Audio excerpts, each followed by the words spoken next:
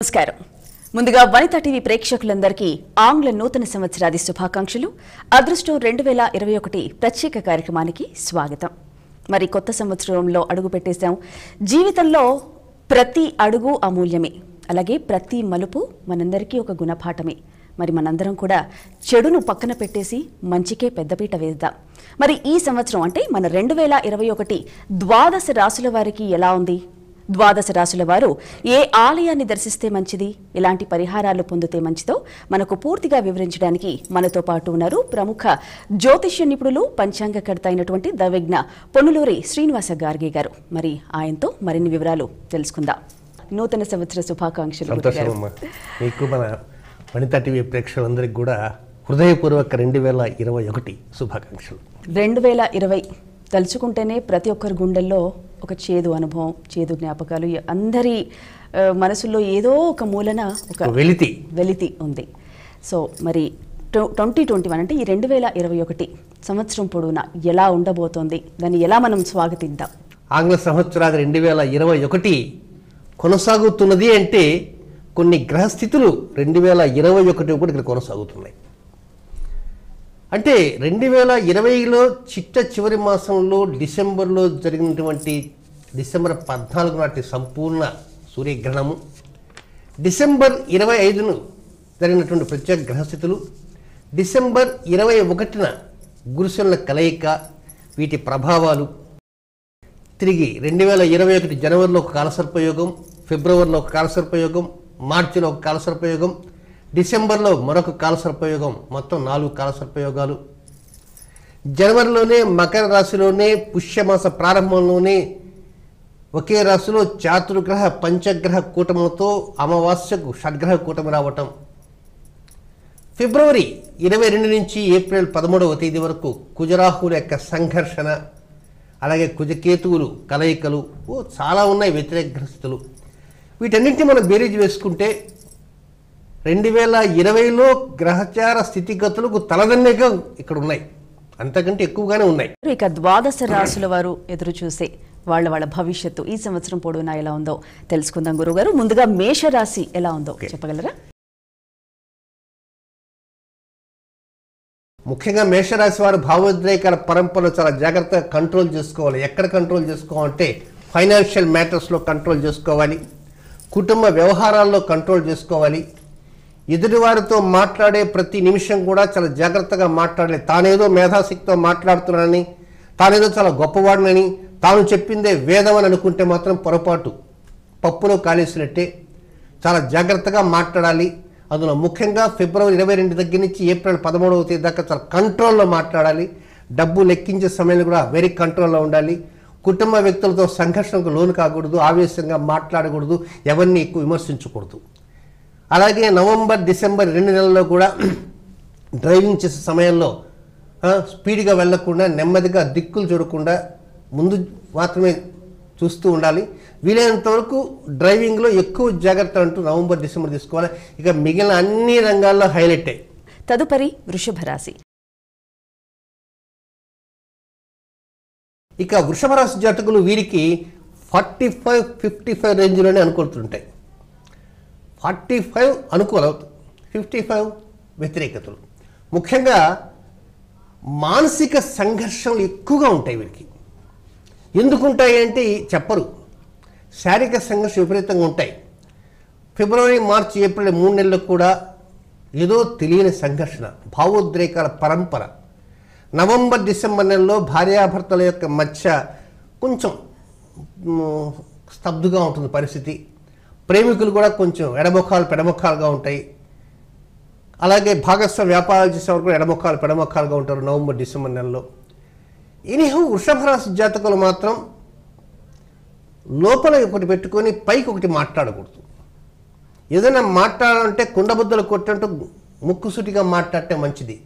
ఫిబ్రవరి 22 నుంచి ఏప్రిల్ 13వ తేదీ దాకా అనవసర సంఘర్షణ లోను అవుతుంటూ దీనివలన చాలా వ్యతిరేకత తెచ్చుకుంటారు. ఒక్కోసారి ఉద్యోగపరంగా దాని ప్రభావాలు ఎక్కువగా ఉంటుంటాయి. ఇక మంచి స్థితిగతులు మాత్రం తప్పకుండా అనుకూలతలు ఉంటాయి. నవంబర్ డిసెంబర్లో మాత్రం కొంత భార్యాభర్తల మధ్య కీచులాటలు లేకుండా ఉండగలిగితే చాలా బెటర్మెంట్ ఉంటుంది. సంతాన విషయాల్లో హైలైట్ ఉంటుంది. ఇక వృత్తి, వ్యాపార, విద్య, ఉద్యోగాలు అన్నీ కూడా చక్కగా అనుకూలతలు ఉంటాయి. ఎలాంటి రుణ సమస్యలు కూడా ఉండవు, కొంత తగ్గుముఖం ఉంటాయి. రుణ సమస్యలు ఉన్నా అవే ప్రాణం తీసేవి కాదు. శత్రుత్వాలు తగ్గించుకునేటువంటి శక్తి సంపన్నం కూడా ఉంటుంది. చాలా వరకు స్పెక్యులేషన్ విషయంలో ఏదో ముందుకు వెళ్దామనేటువంటి రీతిలో మాత్రం ఉండవద్దు. స్పెక్యులేషన్ కంట్రోల్ చేసుకుంటూ స్పెక్యులేషన్ దూరంగా ఉండటం ఎంతైనా మంచిదని నా సలహా. తదుపరి మిథున రాశి. 35% మాత్రమే అనుకూలం ఉంటుంది. 65% నేను రాను అని కొంచెం ప్రతిదీ కూడా మొరాయించినట్లుగా ఉంటుంది. అంటే తను చేసేటువంటి కార్యాలు కావచ్చు, లేక ముఖ్యమైనటువంటి కార్యక్రమాలు కావచ్చు, అలాంటివి కొంత వ్యతిరేకంగా ఉంటాయి. భంగపాట్లు ఎక్కువగా ఉంటాయి. ఒక్కో చోట ఆటంకాలు, అస్థిరతలు, ఈ లిటిల్ బిట్ అవమానాలు ఇవి కూడా ఉంటాయి. ముఖ్యంగా ఏమిటంటే రుణ సంబంధ లావాదేవీల్లో చాలా జాగ్రత్తలు తీసుకోవాలి. ఇక సోదరుల మధ్య మాత్రం ఒక్కోసారి చిన్నపాటి లోపాలు వస్తున్నప్పటికీ అవి పెద్దగా ఉండవు, సమస్యపోతుంటాయి. ఇక తెలియనటువంటి శత్రు బెడద కొంచెం నవంబర్, డిసెంబర్ నెలలో ఎక్కువగా ఉంటుంది.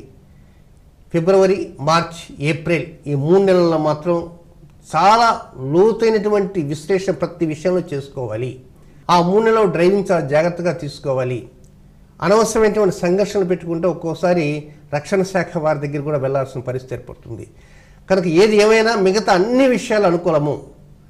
అటు ఉద్యోగంలో డెవలప్మెంట్సే కాకుండా, ప్రమోషన్సే కాకుండా, పై అధికారుల అండదండలు కూడా అన్నీ ఉంటాయి. బట్ కొంతవరకు విచక్షణతో ఖర్చు తగ్గించుకోవాలి. స్పెక్యులేషన్ జోలికి వెళ్ళకూడదు. వీరు కూడా ప్రతి శుక్రవారం కూడా దేవి ఖడ్గమాలు కానీ, లలితా సహస్రనామాలు కానీ కొంచెం పారాయణం చేస్తూ ఉంటే ఈ లిటిల్ బిట్ బెటర్మెంట్ రిజల్ట్స్ వస్తాయి. ఇంచేతంటే వారికి అష్టమ శని కూడా ప్రస్తుతం జరుగుతూ ఉంది.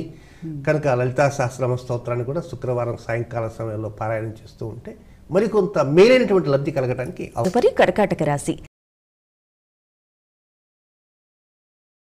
ఇక కర్కాటక రాశి వారికి 40-60 రేషియోలో ఉంది. 40 అనుకూలం, 60 కొంత వ్యతిరేకంగా ఉంది. అయితే వీరికి ఎక్కడైతే లాభం అనేది రావాలనుకుంటుందో ఆ లాభస్థానంలో కొంచెం జాగ్రత్తలు తీసుకోవాలి.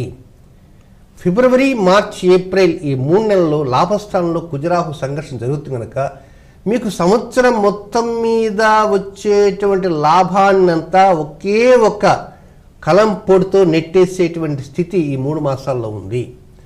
కాబట్టి మీరు ఆఫీసులో పనిచేసేవారు కావచ్చు, ఉద్యోగులు కావచ్చు, వ్యాపారాలు కావచ్చు, లేక స్వయం ఉపాధి రంగాల వారు ఎవరైనా సరే ఫిబ్రవరి, మార్చ్, ఏప్రిల్ ఈ 3 నెలలు జాగ్రత్తలు తీసుకోండి. తొందరపాటు నిర్ణయాలకు వెళ్ళకూడదు. నవంబర్, డిసెంబర్ ఈ 2 నెలల్లో సంతాన విషయాల మీద జాగ్రత్తలు తీసుకోవాలి. అయితే సంతాన విషయాల జాగ్రత్తలు తీసుకోవాలంటే మీరు చెప్పినట్టు వారు వినకపోవచ్చు, వారు చెప్పింది మీరు వినకపోవచ్చు. ఒకరి మాటకి ఒకరి క్లాష్ వచ్చే అవకాశం ఉంది. ఆర్థిక లావాదేవీలు మాత్రం కొంచెం విభిన్నంగా ఉంటాయి. అందువల్ల స్వతంత్ర నిర్ణయాలు ఒక్కోసారి తీసుకోలేకపోతుంటారు. భాగస్వామి నిర్ణయాలు కొద్దిగా బెడిసి కొడుతుంటాయి. ఇక స్త్రీలకు మాత్రం అనుకూలంగానే ఉంటూ ఉంటాయి. అందుకే 40% మాత్రం అనుకూలము, 60% అనుకూలం కాదు. అయితే ముఖ్యంగా గురువారం రోజుల్లో రాత్రిపూట పడుకోబోయే ముందుగా వీలైనంతవరకు ఏంటంటే కొంచెం ఒక గ్లాసు బాగా గోరువెచ్చటి నీళ్లు కనుక తాగుతూ ఉంటే, అది గురువారం పూట మాత్రమే, రాత్రిపూట తాగుతుంటే కొంత వీరికి గురువారం పూట రాత్రిపూట నిద్ర పట్ట కొంచెం ఇబ్బంది కలిగే అవకాశం ఉంది. అందువల్ల కొంచెం వేడి నీరు తాగితే కొంత డెవలప్మెంట్ అంటూ తప్పకుండా కలుగుతుంది. తదుపరి సింహరాశి. సింహరాశి వారికి 45% మాత్రమే అనుకూలం, 55% కొంచెం ప్రతికూలంగానే ఉంటూ ఉంటుంది. ఏ పనైనా సరే నిద్ర లేచిని పండ్లు తోముకున్న తర్వాత రాత్రి పడుకోపోయేంత వరకు వారి నిత్య ప్రణాళిక ఏదైతే ఉంటుందో ఆ ప్రణాళికలో కొన్ని లోపాలు ఉంటూ ఉంటాయి. ఆ లోపాన్ని ఏదో ప్రకారంగా కవర్ చేసుకోవాలి తప్ప కప్పిపుచ్చకూడదు. ఈ సింహరాశి జాతకులు ఏం చేస్తారంటే దాన్ని ఏదో ఆ లోపాన్ని కప్పిపుచ్చుతారు. కప్పిపుచ్చిన కారణంగా లోపం అక్కడే ఉంటుంది కానీ లోపం తగ్గిపోదు. సో దట్ వాళ్ళు ఏమవుతుందంటే తమ విధి విధానాన్ని, తమ అడ్మినిస్ట్రేషన్ని సరైన స్థితిలో తీసుకొని పోలేకపోతున్నారు. అందువలన మాత్రమే వారికి లబ్ధి తగ్గుతుంది. దీనివల్ల కేవలం 45% మాత్రమే అనుకూలతలు ఉంటాయి. దాంతోపాటు వ్యాపారము, ఉద్యోగము, వ్యవహారము, కాంట్రాక్టులు, ఆరోగ్యము, నెక్స్ట్ వాహనము, అద్దె ఇండ్లు, నూతన గృహ నిర్మాణాలు వీటిపైన కొంత దృష్టి అధికంగా ఉంచగలుగుతారు. అధికంగా ఉంచుతారు, కష్టపడతారు. చిట్ట చివరి దగ్గరికి వచ్చేటికి ఏదో ప్రకారంగా ఫెయిల్ అవుతారు. అంటే వారికి ఉన్న లోపాలు ఎక్కడైతే ఉంటాయో ఆ లోపాలను కప్పిపుచ్చిన కారణంగానే ఇలాంటి జరుగుతుంటాయి. కాబట్టి వారి వెహికల్లో సమస్య ఉంది, ఆ సమస్యను తెలిసి కూడా ఆ సమస్యకు తగిన రిపేర్ చేయకుండా అదే ప్రకారంగా వెహికల్ వెళ్తుంది, ఎక్కడో ఒకటి ముంచేస్తుంది. కనుక తెలిసి వీళ్ళు తప్పు చేస్తారు. కనుక ఎక్కడైతే లోపాలు ఉన్నాయో ఆ లోపాలను సవరించుకోండి. ఆ లోపాలను సవరించుకుంటే సంతాన విషయాల్లో మొత్తం అద్భుతమైన బెనిఫిట్స్ వస్తాయి, ఉద్యోగ విషయంలో బెనిఫిట్స్ వస్తాయి, డెవలప్మెంట్స్ బాగా కనపడుతుంటాయి. దీంతో పాటు కొంత ప్రమోషన్స్ కూడా వస్తుంటాయి, పై అధికారులకు అండదండలు ఉంటాయి. మీరు ఎప్పుడైతే లోపాలను కప్పిపుచ్చారో మొత్తం జీరో కూర్చుంటుంది. కనుక మీరు లోపాలను కప్పిపుచ్చకుండా వాటిని సమయస్ఫూర్తిగా ఏ సమయంలో ఎక్కడ లోపం ఉందో గమనిస్తూ ఆ లోపాన్ని రూపుమాపే విధంగా ప్రయత్నం చేయగలిగితే 45% అనుకూలతతో ముందుకు వెళ్ళగలుగుతారు. డెవలప్మెంట్స్ బాగా కనపడుతుంటాయి. గురుగారు, ఇక 2021 సింహరాశి వారికి శుభాశుభ ఫలితాలు గోచరిస్తున్నాయి. ఇక తదుపరి కన్యారాశి. కన్యారాశి కొంత అన్ని రాశుల కంటే కొంత బెటర్మెంట్ రిజల్ట్స్ కనబడుతున్నాయి. కన్యారాశి వారికి 60% అనుకూలం కనబడుతుంది, 40% మాత్రమే ప్రతికూలతలు ఉన్నాయి. అయితే ముఖ్యంగా 60% ఎట్లా అంటే తల్లిదండ్రులు ఇచ్చే ఆస్తుల పరంపర రావటం కానీ, లేక తండ్రి ఆస్తుల మీద ఒక విధంగా కొంతమంది కన్ను ఉంటుంది. ఇంకా ఆయన ఎప్పుడు ఇస్తాడో ఏమిటో అని కాచుకొని ఉంటారు. కొంతమంది అంటే వారు ఏదైనా ఇచ్చినా కూడా దాన్ని భద్రంగా దాచిపెట్టుకునే వారు ఉంటారు. కొంతమంది దాన్ని ఇవ్వంగానే ఏదో ప్రకారం అమ్మేద్దాం అనుకునేవారు ఉంటారు.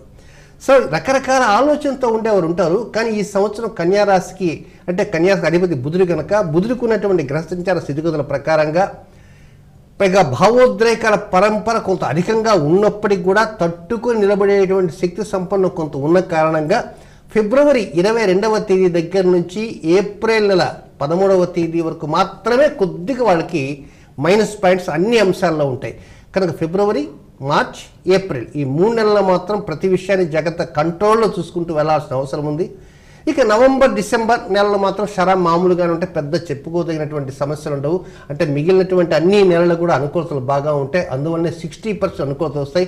మరి ఈ కన్యారాశిలో ఉండేటువంటి అన్ని రకాల రంగాల వారికి మేలైనటువంటి గ్రిప్ దొరుకుతుంది. తదుపరి తులారాశి. తులారాశికి ఈ సంవత్సరం 40% మాత్రం అనుకూలం, 60% వ్యతిరేకం. అయితే వ్యతిరేకం ఎక్కడ వస్తుందంటే డ్రైవింగ్ చేసే సమయాల్లో జాగ్రత్తలు తీసుకోరు. వీరు ఒక కార్యక్రమాన్ని నిర్దిష్ట సమయంలో పూర్తి చేయాలని అనుకుంటారనుకో, కానీ నిర్దిష్ట సమయంలో పూర్తి చేయలేరు. చూద్దాంలే, నాలో లేట్ అయినా పర్వాలేదులే, ఆ బాస్ మాకు తెలుసు అని ఏదో ప్రకారంగా కొంత సోమర్థనం అనేది వీళ్ళు యాక్టివేట్ అవుతుంటుంది. కనుక ఈ సోమర్థనం కారణంగానే ఒక్కోసారి నిర్దిష్ట సమయంలో తమ లక్ష్యాన్ని నెరవేర్చలేకపోయిన కారణంగా నష్టాలు వస్తుంటాయి. ఫిబ్రవరి, మార్చ్, ఏప్రిల్ ఈ 3 నెలలు, తిరిగి లాస్ట్లో నవంబర్, డిసెంబర్ ఈ 2 నెలలు, మొత్తం 5 నెలలు మాత్రం వీరికి అనుకూలతలు కాదు. మిగతా అన్ని విషయాల్లో ఆనందకరంగా వెళ్ళిపోతుంటాయి. ఎప్పుడు దబాయింపు ధోరణి మాత్రం ఉండకూడదు. భావోద్రేకం కొంచెం తగ్గించుకోవడానికి ప్రయత్నం చేయండి. లేజినెస్ కొంచెం తగ్గించండి. ఎప్పుడైతే లేజినెస్ తగ్గించిన కారణంగా మీ పనులు నిర్దిష్ట సమయంలో పూర్తి చేయడానికి అవకాశాలు ఉంటాయి. ప్రతి శుక్రవారం కూడా ఈ అమ్మవారి స్తోత్రాన్ని పారాయణం చేస్తూ దేవి ఖడ్గమాలని సోమవారాల్లో శివాలయ దర్శనం చేస్తూ ఉంటే కొంత బెటర్మెంట్ రిజల్ట్స్ అనేవి. తదుపరి వృశ్చిక రాశి. వృశ్చిక రాశి వారికి కూడా 40-60 లెవెల్లోనే వెళ్ళిపోతుంది ఈ సంవత్సరం అంతా. అయితే ముఖ్యంగా వివాహం కానటువంటి వారికి కొంచెం తీపి వార్తలు, అలాగే నిరుద్యోగులకు తీపి వార్తలు వస్తుంటాయి. ఫిబ్రవరి 12 నుంచి ఏప్రిల్ 21 వరకు, తిరిగి నవంబర్, డిసెంబర్ మాసాల్లో మాత్రం భార్యాభర్తలు గొడవలకు దిగకూడదు, భాగస్వామ్య వ్యాపారాలు గొడవలకి దిగకూడదు, కలహాలకి అలకలకి దూరంగా ఉండాలి. ఇక మిగిలినటువంటి అన్నింటిలో కూడా డెవలప్మెంట్స్ వస్తుంటాయి. భావోద్రేకాలు మాత్రం వాటి పాత్రకి తారాస్థాయిలో వెళ్ళిపోతుంటాయి. కానీ ఏది ఏమైనా కొంతవరకు మెరుగైనటువంటి లబ్ధి వస్తుంది. లోపల అంతరంగంలో ఉండేటువంటి విషయాలు ఎవరికి చెప్పకుండా వీలైనంతవరకు మీలో ఉంచుకుంటూ పావులు కనుక కదపగలిగితే మాత్రం చక్కటి లబ్ధి కనబడుతూ ఉంటుంది. అధికారులకి మీరు చేసే సేవల వల్ల కావచ్చు, వారి దగ్గర నుంచి వచ్చేటువంటి అండదండలు కావచ్చు, అవి కూడా కొంత రహస్యంగా ఉంచగలుగుతుంటారు. ఆర్థిక లావాదేవీలు చాలా గోప్యంగా చేయగలుగుతారు. స్పెక్యులేషన్ మాత్రం చాలా దూరంగా ఉంటారు. సో ఇన్ని చేసినప్పటికీ కూడా అది 40% కంటే ఎక్కువ పోదనమాట. అంటే వీరికి సమస్యలు అంటే ఎక్కువ ఏముండవు. అన్ని విషయాన్ని తానే గోప్యంగా పెట్టుకున్న కారణంగా ఒకసారి నష్టపోతారు. కొన్ని విషయాన్ని ఎదుటివారికి చెప్పిన కారణంగా లబ్ధి వస్తుంది. అలా కాకుండా అన్ని విషయాలు తానంతా తానే మనసులో పెట్టుకున్న కారణంగా ఒక్కోసారి లబ్ధిని కూడా పోగొట్టుకుంటారు. తదుపరి ధనుస్సు రాశి. 45-55 రేంజ్లో ఉన్నాయి ఫలితాలు. 45 అనుకూలము, 55 వ్యతిరేకము. వీరికి అర్ధాష్టమ శని, అష్టమ శని కాదు, ఏలినాడు శని జరుగుతున్నది. అందులో ఏలినాడు శని మొత్తం మూడవ భాగం రన్నింగ్ అవుతున్నది. ఇది 2021 ఉంటుంది, 22 ఉంటుంది, 23 జనవరి 17 దాకా ఉంటుంది కనుక మరో 2 సంవత్సరాలు కొనసాగుతుంటుంది. కానీ వీరికి ఏమిటంటే కొంత ఆరోగ్యకరమైన భంగములు ఉన్నప్పటికీ కూడా అవి అక్కడ మంచి తీపి వార్త వినేటువంటి అవకాశాలు వస్తాయి. కనుక చక్కటి ఆరోగ్యాన్ని ఏదో ప్రకారం పొందగలుగుతారు. డాక్టర్ల ద్వారా మంచి నిర్ణయాలు వస్తాయి. రుణ భారాన్ని తగ్గించుకోగలుగుతారు. శత్రుత్వాన్ని దూరంగా పెట్టగలుగుతారు. దీనికి తోడు కొంత ఖర్చు మాత్రం ఎక్కువగా అవుతుంటుంది. నవంబర్, డిసెంబర్ 2 నెలల్లో మాత్రం ఎక్కువ జాగ్రత్తలు తీసుకోవాలి. తెలియకుండానే ఖర్చు వచ్చేస్తుంది. ఆ వచ్చే ఖర్చు అవసరమైన ఖర్చు కనుక అక్కడ ఒక అవసరమైన ఖర్చు మనకు చిట్ట చివరి 2 మాసాల్లో ఉన్నది కనుక మనం డబ్బు సేవ్ చేసి పెట్టుకోవాలి. ఆ సమయానికి ఎక్కడికి పోయినా డబ్బు దొరకదు, మన డబ్బే మనకు శ్రీరామరక్షగా ఉంటుంది అనేటువంటి విషయాన్ని వీరు ప్రారంభం నుంచే గుర్తుంచుకొని సేవ్ చేసి పెట్టగలిగితే మాత్రం లబ్ధి పొందుతారు. లేకపోతే తిప్పలు తప్పవు. కనుక ప్రతి సోమవారం కూడా శివాలయ దర్శనం చేసుకుంటూ, ప్రతి శుక్రవారం కూడా ఖడ్గమాల స్తోత్రాన్ని పారాయణం చేస్తూ ఉంటే మెరుగైనటువంటి ఫలితాలు తప్పకుండా పొందగలుగుతారని చెప్పడంలో సందేహం ఎంత మాత్రం లేదు. తదుపరి మకర రాశి. మకర రాశి అంటే వీరికి కూడా 45% అనుకూలము, 55 వ్యతిరేకంగా ఉంది. అయితే వీళ్ళు ఏమిటంటే సంతాన విషయాల మీద మాత్రం ఎక్కువ శ్రద్ధ చూపెట్టాలి. మా పిల్లలు ఉన్నారు, మా పిల్లలు బంగారు అనుకుంటే కాదు. బంగారుగా ఉన్నటువంటి ఆ పిల్లల మనోభావాలే కొంత మారిపోయే సూచనలు ఉన్నాయి. మీ భావోద్రేకాలు మారిపోతాయి, మీ పిల్లల యొక్క భావోద్రేకాలు మారిపోతాయి. కనుక జాగ్రత్తగా గమనిస్తూ సంతాన విషయాలకు కావాల్సిన ఏంటి, వారి ఆరోగ్యాలా, లేక విద్యనా, లేక ఉద్యోగమా, వారి వివాహ విషయాలా ఏమిటి, వారికి ఏమైనా సమస్యలు ఉన్నాయా, వారికి రుణభారాలు ఉన్నాయా, రుణభారాలు చెప్పలేకపోతున్నారా ఏమిటి అనేవి ముఖ్యంగా 2021లో మకర రాశి జాతకులు బాగా గమనించాల్సిందంటే వారికి ఉన్న అన్ని అంశాలకల్లా ఫస్ట్ ఛాయిస్ సంతానం మీద మాత్రమే దృష్టి ఉంచాలి. నెక్స్ట్ ఛాయిస్ ఏంటంటే మనకు ఎంత డబ్బు వస్తుంది, ఎంత లాభం వస్తుంది, ఎంత ఖర్చు పెడుతున్నా ఏమిటి అనేది లాభ నష్టాల ఖాతా మీద రెండో దృష్టి ఉంచాలి. మొదటి సంతానం, రెండోది లాభ నష్టాలు. ఈ రెండింటి మీద దృష్టి ఉంచాలి. అయితే ఈ సంతానం మీద మాత్రం సంవత్సరం పొడుగుతో ఉంచనక్కర్లా. ఫిబ్రవరి, మార్చ్, ఏప్రిల్, మే 4 నెలలు సంతానం ఉంచాలా. లాభ నష్టాలను మాత్రం నవంబర్, డిసెంబర్ నెలలో ఉంచాలా. మిగతా సమయంలో నిద్రపోయినా కూడా దిగులు లేదు. చక్కగా గమ్యం చేరగలిగేటువంటి శక్తి సామర్థ్యాలు వస్తాయి. ఇక మకర రాశిలో ఉన్న విద్యార్థులకు మాత్రం అనుకూలత చక్కగా ఉంటే, డెవలప్మెంట్స్ అన్నీ జరుగుతుంటాయి. వారికి మాత్రం ఆగస్టు చివరి వారం దగ్గర నుంచి డెవలప్మెంట్ స్టార్ట్ అవుతుంది. నవంబర్ వచ్చేటికి మరింత మేలైనటువంటి లబ్ధి కలుగుతుంది. తదుపరి కుంభరాశి. వీరికి 40-60 రేషియోలో కుంభరాశి వారికి 2021 ఫలితాలు ఇవ్వబోతుంది. 40% అనుకూలతను, 60% వ్యతిరేకత అందించబోతుంది. అయితే కుంభరాశి వారికి ప్రస్తుతం ఏలినాటి శని మొదటి భాగం జరుగుతున్నటువంటి తరుణంలో ఈ వరుస కాల సర్పయోగాలు, ఈ సంఘర్షణలు ఉన్నాయి. కానీ గమనించవలసిందంటే కుంభరాశి వారు ఫిబ్రవరి 22వ తేదీ దగ్గర నుంచి ఏప్రిల్ 13వ తేదీ దాకా మీరు చేసే ఉద్యోగంలో మీకు తెలియకుండా లోపాలు ఉంటాయి, వ్యాపారంలో లోపాలు ఉంటాయి, ఆరోగ్యంలో లోపాలు ఉంటాయి, వెహికల్లో లోపాలు ఉంటాయి. పై అధికారుల యొక్క అండదండలు ఉన్నాయనుకుంటారు తప్ప అండదండల వెనక ఏవో అవరోధాలు కూడా ఉంటాయి. కనుక మీరు ఏదో ఒక కొత్త లోకంలో విహరిస్తూ అంతా మంచిగా జరిగితే మాత్రం అనుకోవద్దు. మీరు ఎంతైనా కష్టపడాలి. ఫిబ్రవరి 13వ తేదీ అంటే ఫిబ్రవరి 1 నిత్యం ప్రారంభించాలి. ఫిబ్రవరి నెల, మార్చి నెల, ఏప్రిల్, ఈ 3 మాసాలు, ఈ 90 డేస్ ఒక బుల్ ఫైట్ చేయాలి. బుల్ ఫైట్ చేయగలిగితేనే మిగతా 9 మాసాలు మీరు నిలదొక్కుండే శక్తి సామర్థ్యాలు రావు. చిట్ట చివరిలో ఉండేటువంటి నవంబర్, డిసెంబర్ 2 నెలలు కూడా ఇది ఈ మొత్తం మొదటి 10 నెలలకి తాత్కాలికంగా 2 నెలలు నిలబడతాయి. మీరు ఎంత బాగా కృషి చేయగలిగితే మీరు కనీసం 90% సాధిస్తాము అనేటువంటి గట్టి నమ్మకంతో కనుక 1వ తేదీ ఉంటే మీరు సాధించేది 45% మాత్రమే. కనుక ఒక విధంగా అయితే కొంచెం ఈ లిటిల్ బిట్ గడ్డు కాలంగా అనిపిస్తుంటుంది. కానీ ఒక్కోసారి ఏంటంటే వారికి ఏదో కొత్త శక్తిలాగా నాకున్నది అనేటువంటి ఒక గర్వం ఉంటుంది. కనుక ఆ గర్వాన్ని కొద్దిగా లిటిల్ తగ్గించుకుంటే డెవలప్మెంట్స్ బాగా వస్తాయి. కుంభరాశి వివరాలు తెలుసుకున్నాం కదూ. చివరిది మీనరాశి. ఇక మీనరాశి అంటే వీరికి ఎంత అసలు 50-50, వీరికి అంత మిశ్రమే, ఫలితాలన్నీ కూడా అనుకూలంగా ఉంటాయి. సహజంగా మీ మీనరాశి జాతకుల్లో ఈ 2021 ఎలా ఉందంటే, వారు చెప్పేది ముందు చెప్పరు, పూర్తయిన తర్వాత ఇంకా ఫలితం ఇంకొక 5 నిమిషాలు రాబోతుందనగా అప్పుడు చెప్పేస్తారు. దీనివల్ల ఏమవుతుందంటే తమ వీలైతే పోటీదారుని లేకుండా చేసుకోవడానికే ప్రయత్నాలు చేస్తుంటారు. శత్రుత్వాలను చాలా తగ్గించుకోగలుగుతారు. చాకచక్యంగా పావులు కదుపగలుగుతారు. జనవరి 15వ తేదీ దగ్గర నుంచి లాభస్థానంలో చాతుగ్రహ పంచగ్రహ కూటములు కాలసర్పయోగాలు ఇవి జరుగుతుంటాయి. ఆ తర్వాత నవంబర్ డిసెంబర్ నెలలో 9వ స్థానంలో కుజకేతువుల కలయిక ఉంది కనుక వీటన్నింటినీ ఒక విధంగా వారి గ్రహచార స్థితిగతి మీద అవగాహన లేకున్నప్పటికీ కూడా కొంత ముందు జాగ్రత్త చర్యగా ఆలోచనలు వేస్తారు. ఆలోచన వేసి రేపు ఎల్లుండి ఉదయం ఫలానా చోట తుఫాన్ రాబోతున్నది కాబట్టి అక్కడ ఈ సమస్య ఇది ఉంది కాబట్టి మనం ఈ జాగ్రత్తలు తీసుకోవాలి, ఏదైనా ప్రికాషనరీ మెథడ్స్ అనేవి పాటించగలుగుతారు. ఆ ప్రికాషన్ ముందు జాగ్రత్తల చర్యలుగా ఏదైతే ఉంటాయో అవి వాళ్ళ జీవితంలో ప్రతి ఇష్యూలో గమనించుకుంటూ పోతారు. దీనివలన ప్రతి అంశంలో కూడా డెవలప్మెంట్స్ వస్తాయి. ఇన్ని జాగ్రత్తలు తీసుకున్నా వారికి మిగిలేది 50-50 మాత్రమే. ఇక మీన రాశిలో ఉండేటువంటి మహిళల యొక్క పరంపర చాలా అనుకూలంగా ఉంటుంది. వారు కూడా జాగ్రత్తలు తీసుకుంటూ విషయాన్ని దాచిపెట్టేటువంటి ధోరణిలో ఉంటారు.